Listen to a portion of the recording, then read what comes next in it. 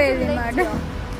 ಇವ ರೇಸ್ ಇಷ್ಟ ಆಯ್ತಾ 3:1 ಅಂತ ಈಗ ಸಾಕ್ಸ್ ಎಲ್ಲರೂ ಸಾಕಿದ್ದಾರೆ, ಒಂದು ಜನವನ್ನು ಬಿಟ್ಟು 4 ಜನರಲ್ಲಿ ಒಂದು ಜನ ಸಾಕ್ಸ್ ಹಾಕಿದ್ರೆ ಅದು 3:1 ರೇಷಿಯೋ.